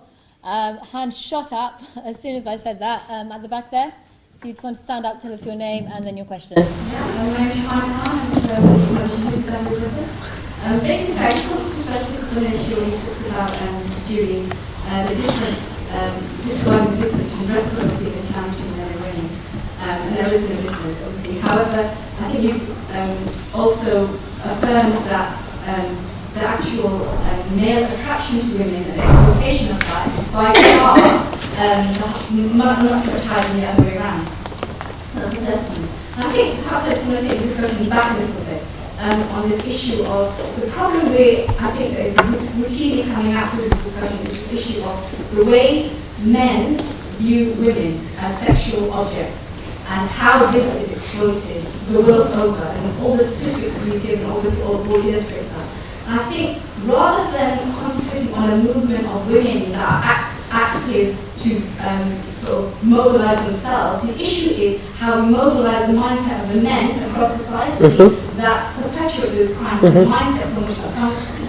And I think one question I want to pose is this issue of, I think we've talked a little bit about religion and the impact of religion on the way perhaps men behave, but the undeniable impact of liberalism in the way men behave in society. And I think there's two levels perhaps, I just wanted to ask your opinion on. One is this issue of the kind of liberalism has allowed capitalist companies to distort the attraction men have to women and use women from advertising to entertainment industry, music industry in order to make money. And that has created a predominant view of women in society, which then affects that mindset. And the second thing is obviously the great bash to that issue about this restrictive aspect of relationships within Islam. However, coming at it from a different point of view, I think the issue really is sort of really scrutinizing the undeniable impact of, I guess, promiscuity and free relationships. The issue is that when in Islam... Can I get the answer to that question? Because I'm going to forget that by the time you do it for the next one. I'll do it almost without... Okay, go on, quickly. The issue of the Islam relationship between another woman is combined with responsibility and commitment and companionship, marriage. There is no other option for within that. Every woman outside of that domain is therefore seen as a co-worker, respected member of society. Hijab is just a law that tries to fit that mindset. That's the idea behind it in an Islamic society. So I think the issue, I guess I wanted your opinion on, is the issue of the undeniable impact of liberalism, rightly or not, and how much you would like to change it or not. The fact that liberalism exists, that impact is absolutely undeniable. Okay, so the question, I believe, is does liberalism and capitalism exploit male attraction to women? The problem with having full sexual freedom, while we've still got patriarchy and the oppression of women as by that system, is that sexual freedom is going to benefit men, and it's going to be at the expense of women. So when we hear about sexual freedom, much as it sounds great and it's something that, you know, I'm sure we would all strive for in the future, it often means to the detriment of women. And you started by saying about the clothing issue, and this is where Zara and I disagree fundamentally on the modest dress issue.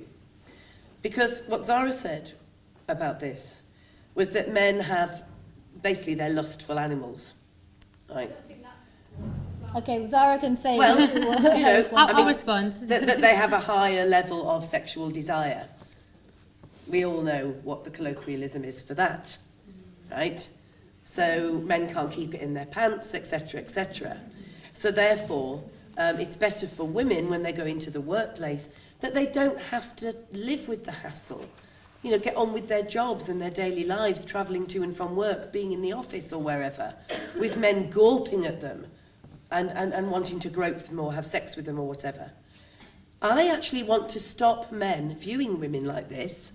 I want to stop men from looking at women when we're at work or travelling to work or coming back from the gym or wherever and thinking, oh, I could have her. Well, hang on a minute. We always ask for the impossible. We want to see an end to poverty, don't we? We want to see an end to child sexual abuse. We want to see an end to the droughts in African countries. People say, well, that's impossible. No, it isn't. We have to imagine the sort of society we want to live in. So rather than tell women to cover up in 90-degree heat, or when they'd actually rather be wearing something really nice from monsoon, to travel to work and be in work because men can't keep their pants up, I want to stop men from thinking that women are just shaggable objects, and I want to get through to their brains that they weren't born thinking that women are just there to be had, to be a conquest. That's what I would like to see.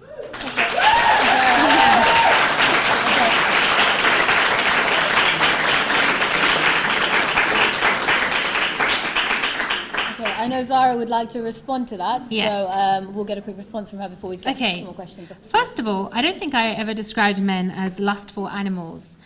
Rather, what Islam does is it recognizes that human beings are, attracted to each other. And it doesn't say that anybody that is attracted to another person is going to be, immediately wanting to rape them or attack them. No, sometimes attraction or, having, people being able to attracted to each other doesn't have to result in some kind of injury in order for it to be harmful. For example, a lot of young men are so used to seeing the perfect image of women on billboards, on posters, in music videos, in magazines, everywhere, such that they're not really able to appreciate the beauty of any one woman anymore, because there's always another sample available, there's always something else, there's always another type of beauty to be pursued. And this is just an example of how having beauty visible around everywhere, it doesn't just mean that it's going to result in rapes and this is why it has to be honed in. No. And it's also just to, I mentioned earlier that it's to reduce sexual tension in society between both men and women. It's not just to protect women from being raped.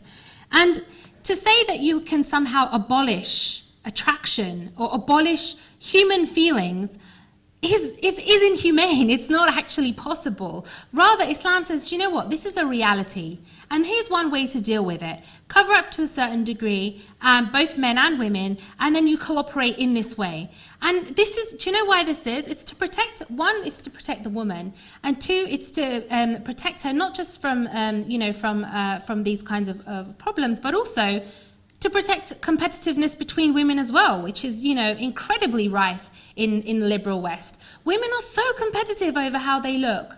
But when they all cover to the same degree, suddenly it's minimized. It's never completely eliminated, it's minimized. People can get on with what is important in society. It's not just about protection from women. It's about protection from narcissism. It's about protection from shallow thinking. It's about protection from, these strange beauty ideals that women are forced to conform to. I mentioned labiaplasty earlier. I mentioned some of the horrible things that women do to themselves in order to make themselves look like this. Islam doesn't say we must get rid of sexuality and attraction. No, it says, look, this is something you can't get rid of. Here's one way to deal with it. And, I don't describe anyone as kind of a lustful animal.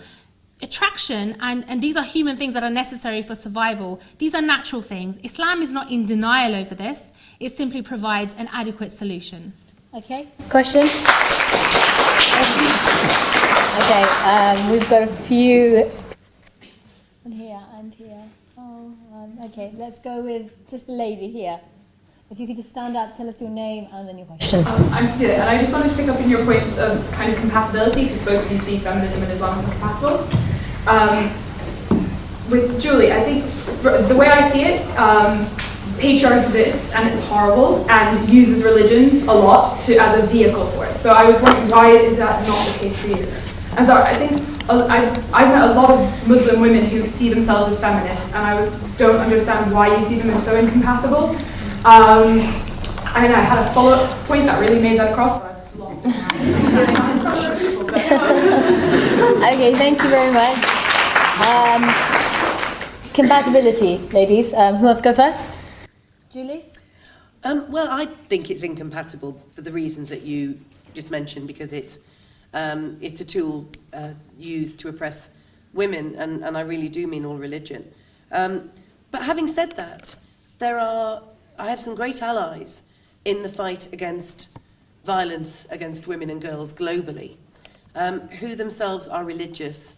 Some of the best work that's been done, for example, in Italy, are by nuns who do not ever deny the right of the woman who needs her help, whether she's been trafficked into prostitution or is escaping child sexual abuse, to access an abortion despite those nuns' own personal religious beliefs. I've spoken to Muslim clerics when I've been looking at issues to do with Sharia, and found them to be those that are actually leading some of the more critical thinking. And similarly, you know, with some women from Hasidic Jewish sects in northwest London, who are allies in the fight against the cultural relativism that says, no, we police our own communities. You don't need to worry about that. And what they mean is that there's some patriarchal elder who really does not serve the best interests of the women and children when it's issues of sexual violence. So I see many people who have a faith as allies. But in terms of the actual structures, I absolutely think that religion and feminism are incompatible. Thank you, Julie. Zara? Sure. We talked about, you know, you mentioned is Islam and feminism compatible, you know, Muslim feminists. And the thing is, a lot of the issues that Muslim women face, as I mentioned earlier, they arise in secular environments. For example, Muslim women in this country who experience, you know, either domestic abuse or anything like that, this is a secular country. It arises in secular environments. And so it's not unusual for them to think, well, you know, I'm going to go for like a secular solution. But this is just because they've taken that solution, it doesn't make it compatible and it doesn't make it correct. And I mentioned earlier, Islam provides a holistic response. It provides a holistic solution. But when a lot of Muslim women see, for example, that Muslim men are not necessarily granting them their Islamic rights, then this is why they turn to alternative movements. And this is something that Muslims are dealing with. You know, they have their own kind of internal thing with this. But the point is that for many Muslim women, they actually find liberation through Islam alone without the need of feminism. During the Arab Springs, a lot of Muslim women talked about they wanted to see more Islamic law. They wanted more Sharia established because they know that for their rights and safety to be guaranteed and secured, just as men's, they needed Islam, nothing else. And they recognized that the cause of a lot of problems in those countries was actually secularism. So why would they want a secular solution? So there might be some Muslim feminists, for example, in the UK or other countries who think that, you know, like Amina Tyler, who joined Femen, and you can see how divorced her thinking was from Islam. So I don't know how she called herself, you know, a so-called Muslim feminist. Because she protested, for example, nude, saying my body is mine and not the source of anybody's honor, in complete contradiction to Islam. Islam doesn't consider that, for example, our bodies are our own. Islam considers our bodies are a trust. And we have, obligations to guard and to protect that. It's just an example of, just because someone calls himself a Muslim feminist, it doesn't make it compatible. And very often, the ideas that they'll be advocating or encouraging are actually secular ideas, but they have this cultural baggage. Or I was born a Muslim and this and that, and so they think they have to put them together. This individual probably isn't the only Muslim woman to call herself feminist. This was somebody who walked around topless, and there are a number of different women around the world who might. Yeah, this is just one example, but there are a lot. But essentially, the point is that they come from problems which arise in a secular, not Islamic environment, and this is why obviously they look to that. They confuse often culture with Islam, and they think that the problems are because of Islam rather than their cultures. And Islam actually seeks to strip out all those problematic cultural elements. For those, sometimes Muslim feminists just call themselves that because also it's just very catchy and it's very popularistic and it's an easy way to kind of connect with people, but it doesn't actually have often ideological foundation. I must say I've worked with a number of, and do currently work with a number of women who are feminists who have escaped regimes, who have come to the UK because we're supposed to be a secular society. I know huge numbers of women who may well be quite soft on the religion, but they're still culturally Muslim, like, cultural Jews that don't hold forth with the religion. And I don't think we are a secular society. We have enclaves, we're multicultural. Neither of you think they're compatible. but the point is that we are not a secular society. We have rabbinical courts, we have Sharia courts that are completely turned a blind eye to because of the desperate kind of the notion that we shouldn't offend those that are religious, which is ridiculous, and it's always bad for women. Both ladies say no, it's not compatible. If you keep them short, I'm going to try and take 3 questions. But do please try to keep them short. If we start from the front here. Yeah. I'm an Idris, training journalist. Thank you, Ahmed. Do you want to stand up, Ahmed? Yeah, to Zara. You gave an example of how Muhammad dealt with a report of rape. In modern times, you can look at Iran, a country which few can doubt prescribed Islam as the basis of society. Rena Jabari reported being raped by an official, and she killed this official, the rapist, and she was killed later as a consequence. During her trial, her claims of rape were not taken seriously and treated with contempt. And no woman was present at any time to look at her case. Why do you think that the reality today does not correspond with what you just said about Muhammad and his treatment of the report? Okay, thank you. Second question, gentleman with the white shirt. Given feminism is about women's rights to self-determine and autonomy, this is a question for Julie. What is your opinion on women who choose to identify as anti-feminists, particularly because they're women against feminism? Okay. Wait, let me keep up. And the lady with the black hijab. If you just want to stand up. My name is Tam, and I've got a question for Sister Zara. It's easy to argue that Islam gave women rights 1400 years ago, but if these rights are not being materialised in society today, you talk a lot about solutions and that feminists just sort of focus on prioritising women's rights, like women's rights. But what about intersectional feminism, intersectionality that looks at other forms of injustice? And what is your solution to the cultural misogyny and interpretations of Islam done by Muslim men? Thank you. I think we can put both of these 2 questions talking about a materialization of rights. Islam, you can talk about the rights that came about 1500 years ago, but if we look at the example that Idris put forward about the Iranian rape case, where her claims weren't taken seriously, and the young lady mentioned a materialization of these rights, intersectional feminism. Okay, well, I mean, I mentioned this a few times already. The reason, and you mentioned it in the question itself, Iran is not necessarily the model of an Islamic system. I mean, for example, they have interest banking, so there's a lot of issues there. And not many people in the Muslim world looked at Iran as like an Islamic state or a model or anything like this, or the ideal kind of circumstance. And the reason we are where we are, and you also mentioned, 1400 years ago we had this. It wasn't actually as long as 1400 years ago. As early as, the early 1900s, the Ottoman Caliphate, women had rights that, people in the West still do not have today. Women were active in trade. They had, even in some cases, monopolies in business. They did not face this kind of abuse from Muslims. You don't have to go back 1400 years. You only have to go back to the last time that we had an Islamic state or a caliphate. And Iran is not one of those. And so, some people think, oh, it's really ancient, you have to go back at that. No, you don't have to go back that long, really. It's in our recent history. And you'll see that as soon as that state fell away and those countries became divided up, and they became afflicted with colonial rule. Their jurisprudence and their knowledge was basically depleted because they weren't allowed to pursue it. People's minds became dumbed down and de-intellectualized. The thinking is in decline. This is why it happens there. They don't have the proper understanding of Islam that we had not long ago. And so, obviously, in these circumstances where people have become, by and large, politically illiterate, it's not just women who are oppressed, it's men who are oppressed by the states. They have tyrannical rulers.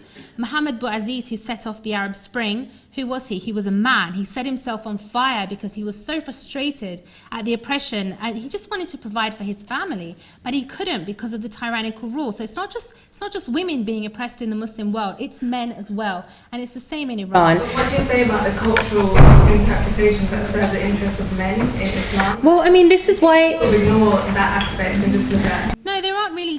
which cultural interpretations? I mean, the cultural interpretations are those that are harboured by, culture and society. They are not in our texts, in our books, in our legal rulings. If we study that itself, and this is what Muslims should be doing, we should be reviving the way we understand our understanding of Islam. We should be reviving our knowledge of Islam, and doing that will boot out these erroneous cultural practices, because this is what Islam is designed to do. It's designed to root out all of those things, say this is what you need to know and this is how you deal with things. Pakistan, Bangladesh, Egypt, the problems there today are incredibly, if not entirely, cultural problems, and they will use some facets of Islam to justify what they're doing. But this doesn't mean that Islam has a problem, and this doesn't mean that an Islamic state has a problem. This means that those cultures and environments, and they're often, as I mentioned earlier, secular environments, they're the ones with the problem. And just because we see these in the Muslim world today, it doesn't mean that that is what Islam has to offer. We don't need to go back 1400 years either. We just need to look at our very recent, tried and tested history. Can I just add, I'm not arguing that Islam has the problem, but I'm arguing the case isn't feminism, in your opinion, wouldn't that be an effective movement to sort of... Okay, why? I'm going to go to... that Islam doesn't. Okay, ladies, that's it. Right, I'm going to go to our second question that we had. Julie, what about women who identify as anti-feminist? I'm really glad you asked that question. Obviously, most women aren't anti-feminist, but most women aren't active feminists. And obviously we seek to change that. We're in early days yet. So we've always had anti-feminism from women, because feminism's a massive threat. We're the only oppressed group that are required to love our oppressors, have babies with them, have sex with them, give birth to them, etc. Now that's different if we're talking about the anti-racist civil rights movement. It's different when you talk about class oppression, class politics, the disability rights movement, etc. So women are in a really tricky situation. Now, there is something called compulsory heterosexuality. I mean, loads of women actually, perfectly happy to hook up with men sexually or as a life partner or both. Some aren't. And I think that what then happens is men get very, very angry and very judgmental of women who they're close to, who are feminist. And women really do have a lot to lose if they rock the boat. It's a brave thing to say, I don't care that you say to me I'm too ugly to be raped. I don't care that you say to me I'm unmarriageable. I don't care that you say I'm an ugly, hairy-legged, man-hating feminist. Really? Because I've got enough support from my sisters. We know we're right. We know that's not what it's about. And therefore, some of us are able to negotiate our way through incredible hostility. Now, women who are actively politically anti-feminist, such as the ones in your movement, Mike, if they're working against the what do you say when you've achieved the achievements of feminism, if they're actively hostile to it, then I say this to them: okay, so you should definitely not have equal pay. You really, really shouldn't ever think about voting. If you are raped or beaten, you can't go to the police. You live in a different structure where nothing I and my sisters and my foremothers have done to change things is beneficial to you or that you appreciate, or that you want. So whilst you're sucking up to men and being looked at like the nicest woman on the planet because you've rejected the likes of hairy-legged me, you also don't get the benefit, sister. So that's exactly what I would say to her.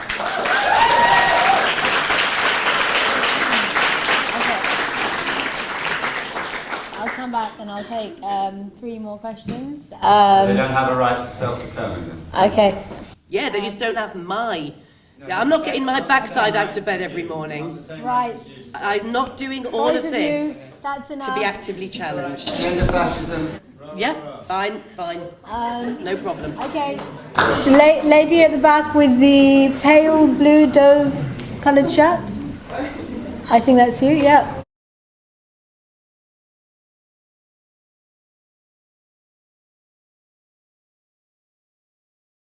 Of Islam and feminism. I think they both said no. I think they both said they're incompatible. So My point is that, and my question is that not all Muslims are the same way that all feminists are not the same. okay, thank you. Questions? Any other questions? Sorry, I had a question after that. So what I'm saying is, rather than saying that, oh, we should do Sharia law, we should concentrate on women, because boys get sexually abused as well. Why can't we put a concentration on human rights? Okay. Other questions? Lady with the glasses sitting on her forehead. Yep, that's. Julie, this is a question for you. You speak about the feminist movement sort of as a way of fighting the men. And also in that, you said that the women are on the children are on the women's side by saying phrases like women and their children. I think by saying that you're self-perpetuating the problem of women being responsible for children at the home. And then we can't go to work because we're expected to be at home with our children who are in the home. Okay. And let's take a third question. Lady at the front. Hi Julie, I just wanted to say, I think you can probably see that a lot of things that you care about, we care about too, as Muslim women. But I wanted to ask you, isn't one of the problems with feminism that you haven't come to a consensus or even an agreement as to what feminism actually stands for? There's so many different strains of feminism. You yourself said you don't regard right-wing feminists as feminists or So isn't it very subjective? Isn't that one of the problems? And one of the results of that has been that feminists have, over the years, changed and even gotten wrong some of the things that they've been campaigning for. So, for example, during the 60s and 70s, feminists were campaigning for 24-hour childcare, okay, for babies from birth. And now psychologists are saying that's been a disaster. Daycare has been a disaster for the mental health of children.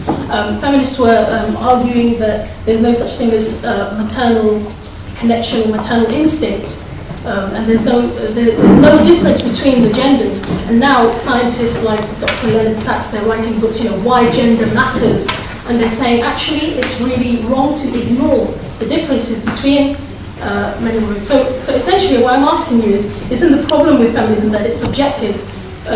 20 years time, feminists... Okay, I think we've got your question. And what we need is an objective view, and I believe that the creator is the only one who's going to be able to give us the objective solutions, and that's why we believe Islam is the solution. Okay, so 2 of those questions were to you, Julie. One of which is, what does feminism really stand for? And the other one being, are you self-perpetuating the idea of women in the home? Yes, I very much appreciate your point about that, because it drives me absolutely mad when people assume that women always have children, that women want children, or that women always come equipped with their children, and that there's no other option for co-parenting or whatever. The reason why I used that phrase was very specific to domestic violence and escaping domestic violence. And I should have made that clearer perhaps, because the reality is that the majority of children in the home where domestic violence is being perpetrated by the mother, the children are in the crossfire. They're badly affected by it, even if they're not primary targets. And so it's very rare a woman would leave a domestic violence situation without her children. So that's why I use that phrase. But it's a really important question and point to make, because we shouldn't ever go down that route. What does feminism stand for? Well, as I say, I know what it doesn't stand for. It's not right-wing, it's not a political right ideology, because your personal... Well, no, I'll explain more. I'll finish. I'll answer, and then you can disagree with me. It's a social justice movement, so it can't take its lessons from the right, because the right is against social justice movements. So feminism sits naturally on the left.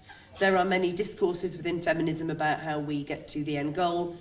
Basically, feminism is about challenging the notion that women are doormats, and that women should capitulate to men, and that male babies should be given privilege at birth. We challenge the notion that women are to blame for sexual violence, and that actually that boys are born babies, not bad, and that there's no such thing as sex brain, that unlike your scientist who suggests that, of course, we're all hardwired to like pink or to like trucks, and never the twain shall meet. It's not just one scientist. No, of course not. Okay. Yeah, of course. But what I will say that feminism is it's a social justice movement that aims to liberate women from tyranny, to not ape the behaviour of men, to not ask for equality, so as I say, we can go out throwing up on a Friday night. It's to actually get rid of sex roles. And in exactly the same way as many people in this room will be really annoyed at the fact that the British media and elsewhere suggest there is one type of Muslim and every Muslim is a murdering jihadist, right? Do we all not agree that there are many types of Muslim doctrine, theory, ways of socialising and believing? Well, allow feminists that as well, please.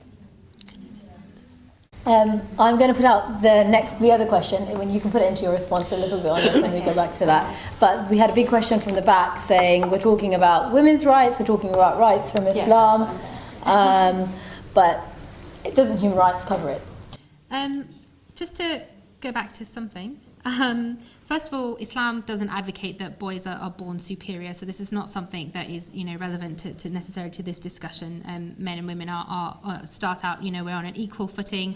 The only thing that we compete in is in good deeds and stuff like that. So there's no kind of one is better than the other at birth or intrinsically or anything like that in Islam. And you mentioned, women and their children, and I'm glad you did, because it reminded me of something. It's quite interesting because often when we think of, abuse in the home, we think of domestic violence, we think of domestic abuse, but there's other kinds of abuses, and that's child abuse. And it's interesting because, this shocked me as well, but I've checked it out and it's definitely correct. In 2012, child abuse cases, 45.3% of the perpetrators were male and 53.5% were female. And so I wonder why feminism is looking at men of other cultures when really they should be getting their own house in order and looking at women in their own backyard before making misinformed judgments about other cultures. When, females are abusing children in the majority, that leaves me questioning as to what kind of solution is feminism really offering to other kinds of abuses in the home. And just to come back now to the question that was raised at the back, which was, not all Muslims are the same, not all feminisms are the same. Well, feminism doesn't really have a book or any kind of code that you can measure and say this person is a feminism and this person is not. Anybody can come up with an ideology of their own and say, I'm a feminist, this is what I believe, and that has to be accepted within feminism. That is feminism. There is no escaping that. Feminists have to own up to all the other types of feminisms that exist because that is your movement. Islam, on the other hand, has a clear text. You can't say, I believe in 3 gods and I'm a Muslim, because Islam has fundamental values about what being a Muslim is. You believe in one God and all the other things that come with it. It has a book, it has a code. And despite the differences of opinion, because there are a lot of different sects and different, there are some different differences of opinion, Muslims actually agree on the vast majority of what Islam means and what Islam does. Even Sunnis and Shias, who are renowned as being completely on the opposite side of the spectrum, they actually agree on most things. They may disagree on who the ruler ought to be, but other than that, they've actually got a lot in common. So it's false to equate the differences in feminism with the differences in Islam, because anybody can come up with anything and say, I'm a feminist, You can't do that with Islam. There are specific, there's a book. Where's the book of feminism? Okay, Julie, do you want to very quickly come back on that? Well, you can. I mean, anyone can say, I'm a good Muslim and here's how. Of course you can. And that happens all the time. And it happens within the anti-racist movement. People say I'm an anti-racist activist. And it turns out that he or she's in absolute diametric opposition to what we should do legally and socially, how we should educate people against racism. So, of course, there's that in all social justice movements. But you did give me an idea, though, Zara. I should write a book in which I lay out all of the rules. And then anyone that doesn't agree with me is not a feminist. Okay, right. I had a pleading face whilst that answer was going on to ask one question. So, but it's got to be very short, Abdullah. Right. Okay. Just a quick question to one to either of them. First question is: if women's autonomy allowed women to dress skimpily and sexually objectify themselves, then is not women's autonomy to some degree responsible for sexual objectification of women? Secondly, my other point was just to Zara, if you could explain what was a point that was brought up, why is there some different inheritance laws, and why is there, for example, why a man can have 4 wives consensually and a woman can't have 4 husbands? If you just explain those points, that'd be great. I'll take one more question and then that's it. Okay, we're going to have one more. Oh, I'm really sorry. It's just, but we've had lots from this side, so lady in the white. My name is Lona, I work with Cage.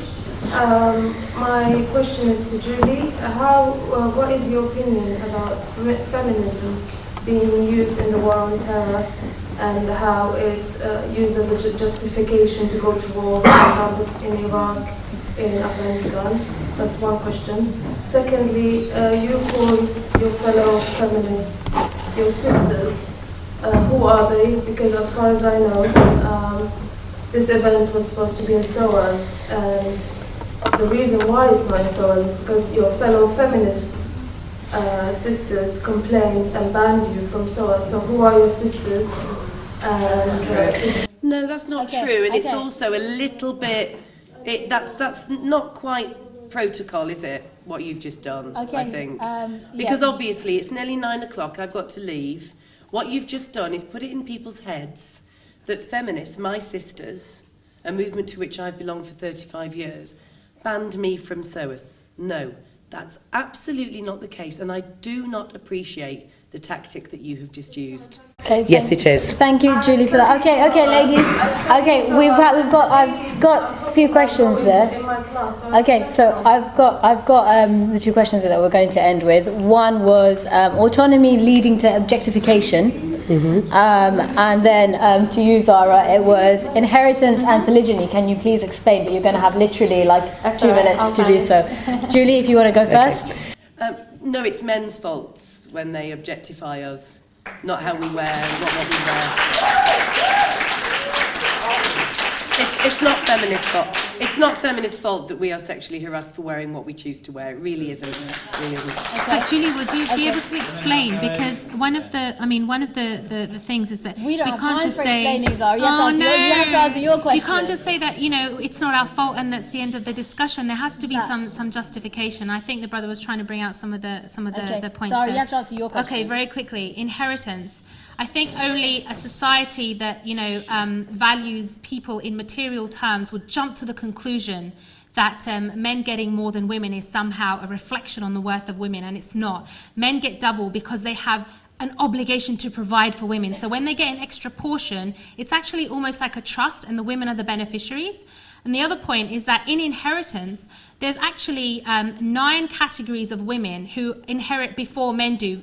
The son is not even a primary heir in inheritance provisions. The women inherit before the son, and the son that inherits is only to provide for the other women as well. So to jump to the conclusion that Islam oppresses women because it gives less, this is not accurate representation. The funny thing is, in English law, parents can completely disinherit their kids. They can give them nothing.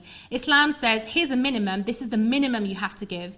If you want to give lifetime gifts in additional, in Islam you can. In in English law, for example, if you gave a lifetime gift, it would incur tax and all kinds of things. So Islam is actually far more, gives far more safeguards than English law does in that sense. Polygamy, you know, again, if a woman has 4 men, you can't guarantee, for example, that each man will have a share of offspring. How will, you know, some may be more fertile than others. Secondly, I mentioned earlier, men are supposed to be responsible for their wives. If one wife has 4 husbands, they will clash on who actually has that responsibility. And, you know, the reason, again, is biological difference. And it's funny because, you know, at least in Islam, we manage, you know, human sexuality to civilize this process by regulating polygamy.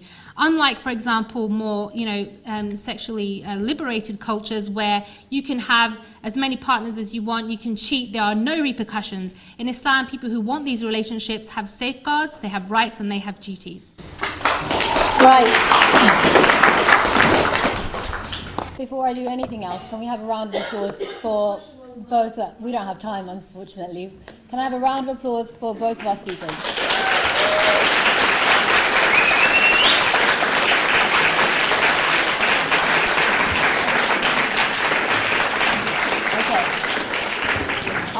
I know some of you had your hands up and there are some questions that have been left unanswered, but that's always a good sign because that's what this debate was meant to do, get you asking questions and get you thinking about this topic. Thank you all for joining us tonight.